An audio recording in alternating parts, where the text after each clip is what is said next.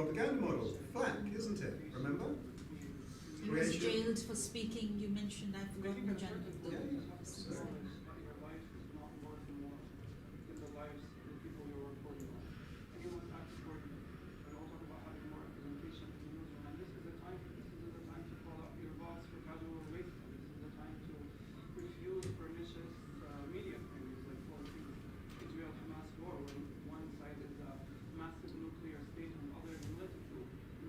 okay, I'm going to pause it there because there is one more clip to go, and we're running out of time, but I want to try and get everything in if possible. What is the time?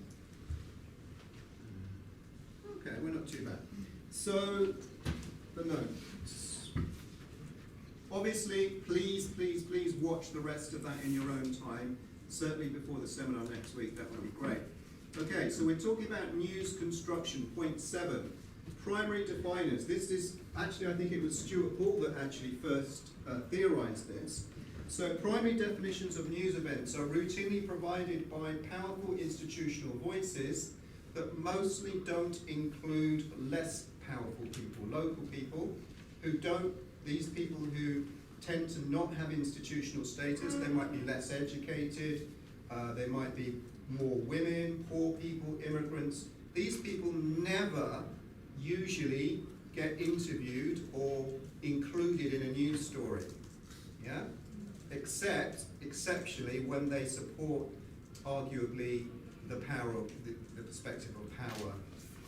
And so, again, it's not just what the news says, it's how, if you are, we all know this, there are people in this room. I'm privileged, I think I'm exceedingly privileged compared to some people. But you know, this is what privilege does. Privilege creates a blind spot, and if you construct news just from the perspective of power, all you're going to end up doing is justifying power and not helping people who are less powerful. It's as simple as that. Witness events are encoded linguistically and visually, and into narratives before being decoded. So again, that's a reference to Stuart Hall, a slightly pluralist perspective. We need to look at how audiences interpret the news as well as how they make it, as well as journalists making it. And this is a slightly philosophical, but it's also a scientific point, believe it or not, point 9. No single act of witnessing, not one ever, can reveal the whole. There is no objective view from nowhere. It's back to this. You can't. It's impossible. But if you try to represent something that is 100% truthful, you're going to be lying ideologically, because it's humanly impossible. So even science now, physics and biology, is saying there is no one singular, universal, objective perspective. This is the complexity of the world that we live in. Yeah? Which is also why, from your perspective and mine, as news media audiences, don't rely on one news source. Compare and contrast, read between the lines. So my last clip is John Pilger.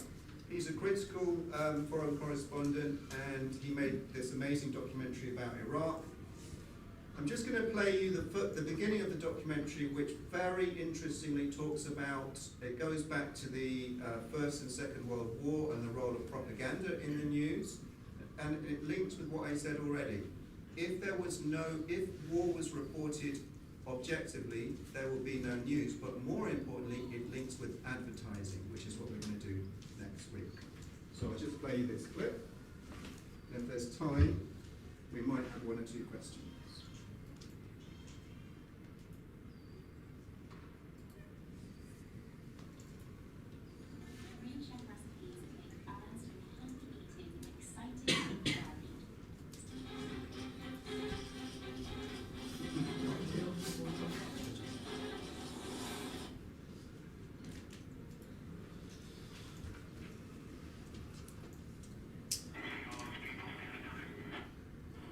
This initial video, I don't know if anybody's seen it before, it's sad, but it's also fascinating. This was one of the WikiLeaks postings of American soldiers from an Apache helicopter gunning down journalists.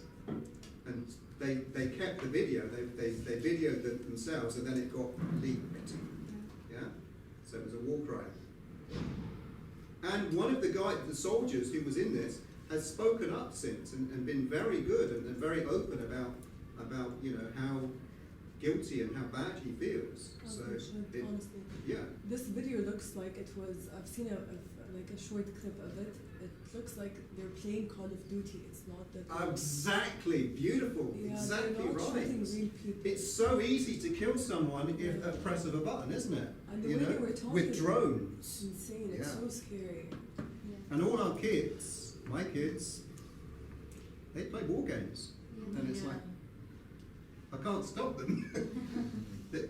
I'm making my kids sound terrible. They're not. But I could do as well. I'm sure it's fine. It's fine.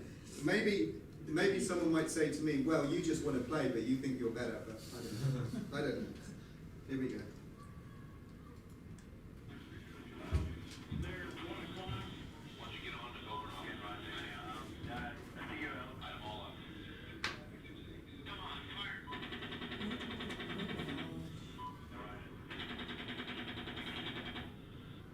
I think there were Reuters journalists that were killed there. But in Palestine, Al Jazeera ones are being killed, and their families. Yeah.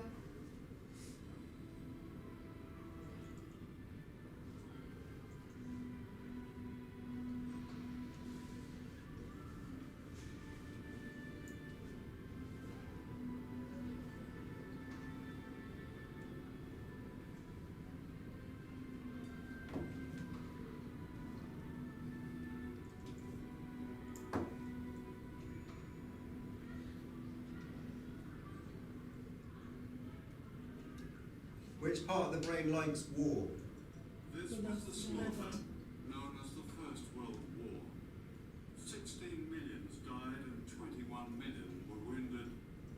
At the height of the carnage, the Prime Minister of Great Britain, David Lloyd George, had a private chat with the editor of The Guardian, C.P. Scott. If people really knew the truth, said the Prime Minister, the war would be stopped tomorrow. But of course they don't know and can't know. The British public were desperate for real news. More than half the nation flocked to see an official propaganda film, The Battle of the Somme. Cameras were so unusual that young troops would shout, "Hello, Mum," as they marched to the front, and they were heard crying for their mothers as they died on the battlefield. This was almost never reported. These days we have 24-hour news. The sound bites never stop, and the wars never stop. Iraq, Afghanistan, Palestine. This film is about the war you don't see. Drawing on my own experience as a war correspondent, it will look mainly at television, concentrating on the most popular channels in America and Britain. The film will ask, what is the role of the media in rapacious wars like Iraq and Afghanistan? Why do many journalists beat the drums of war, regardless of the lies of governments? And how are the crimes of war reported and justified when they're our crimes? A pioneer of modern propaganda was this man, Edward Bernays. Bernays invented the term public relations. He wrote, "The intelligent manipulation of the masses is an invisible government which is the true ruling power in our country." So you can argue that the media is the invisible The government, US can't you? Committee on Public Yeah. Information, set up in 1917 to persuade reluctant Americans to join the war in Europe. Edward Bernays, Walter Lippmann go to Woodrow Wilson and say, look, if you're going to enter into this war, we are going to need to sell this war to the American people. And so Wilson institutes and creates the first modern propaganda machinery. It was actually quite brilliant in its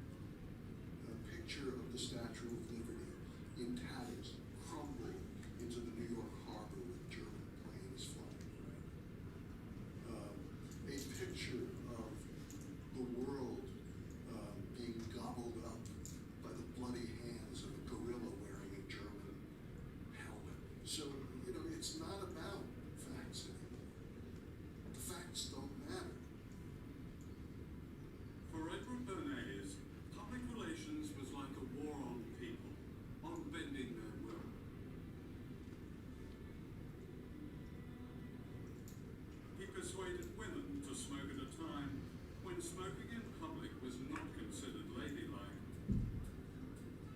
He convinced a group of debutantes to parade along Fifth Avenue, holding up Lucky Strike cigarettes as symbols of women's liberation. To his delight, the press called these torches of freedom. What he was interested in doing was creating an association between a product, in this case cigarettes, and the desire for women's liberation. It worked in the sense that it got lots of news coverage. It worked in the sense that women started smoking publicly, and in fact, smoking became a symbol of the new woman. They even said that smoking was good for your health. It did.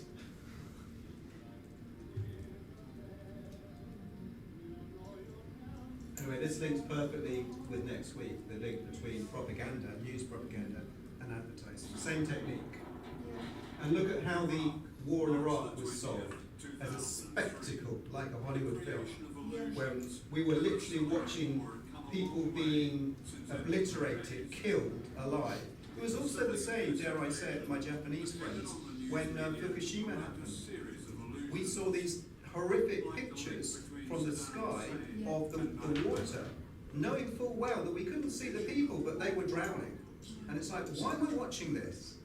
You know, do I need to see people dying to know that this is really happening? Different, You know? from the image of the World Trade Center, a burning symbol that sort of entered into the stock footage of people's dreams. So immediately you have these associations between the image of the World Trade Center and Saddam Hussein in Iraq. Yes, again, we'll stop here, but this was how the mainstream British and American media made the rather, I don't know whether it's the audience's fault, but it's not very intelligent. They actually thought that Saddam Hussein and Osama bin Laden were in bed together. They were complicit.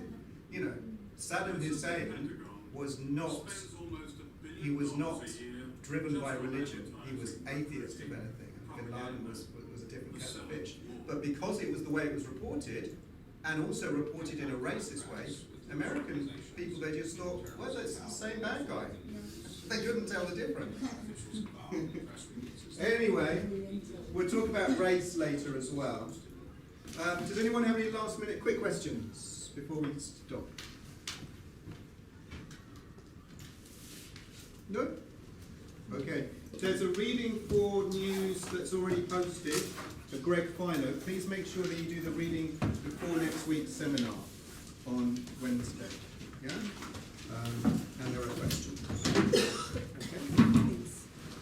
ELAS students, I will speak to you, I'm just saying this now, again, maybe after the lecture next Friday, because during reading week, I would like each of you, or all of you, to, number one, think about what groups, you're going to be in 2 groups of 3, aren't you, for your project poster presentation, and I want to start discussing what are your ideas, yeah, so that during reading week you can think about your ideas, what would you like to do a presentation on, yeah, but we'll talk about that next Friday.